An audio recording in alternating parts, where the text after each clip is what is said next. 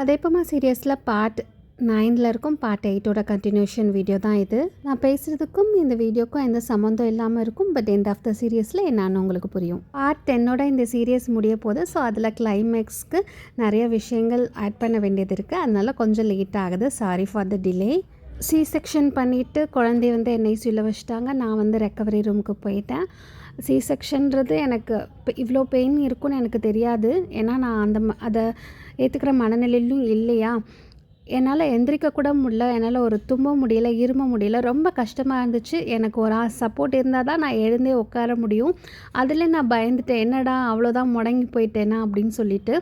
அப்புறம் எல்லோரும் சொன்னாங்க, நடக்க முயற்சி பண்ணிட்டீங்கன்னா கொஞ்சம் கொஞ்சமாக சரியாயிரும் அப்படி சொல்லிட்டு. டாக்டரோட அட்வைஸும் அப்படி தான். எவ்வளோக்கு எவ்வளோ நீங்கள் நடக்கிறீங்களோ அவ்வளோக்கு எவ்வளோ நீங்கள் ஹீலிங் ஆவீங்க, நீங்கள் ஈஸியாக ரெக்கவர் ஆவீங்க அப்படின்னு சொல்லிட்டு. அந்த டயத்தில் என் கூட ஃபுல் சப்போர்ட் இருந்தது என்னோட பெரியம்மா அண்ட் என்னோட அப்பா தான்.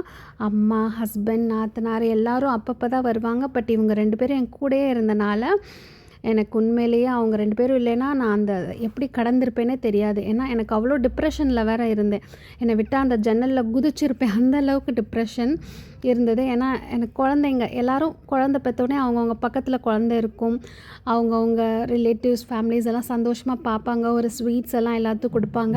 அந்த மாதிரி விஷயங்கள்லாம் நமக்கு நடக்கவே இல்லைன்றக்கப்ப கொஞ்சம் வருத்தமாக தான் இருந்தது. அவ்வளோ டிப்ரெஷனாக இருந்தது. 2வது குழந்தைங்களோட அப்டேட் ஒன்றுமே தெரியல. ஏன்னா நான் போய் பார்க்க முடியல என்னால். அப்பா தான் டெய்லியும் பார்த்து வருவாங்க. என்கிட்ட வந்து நல்லாயிருக்குன்னு மட்டும் தான் சொல்லுவாங்க. ஸோ அடுத்த சீரியஸில் கிளைமேக்ஸ் பார்க்கலாம்.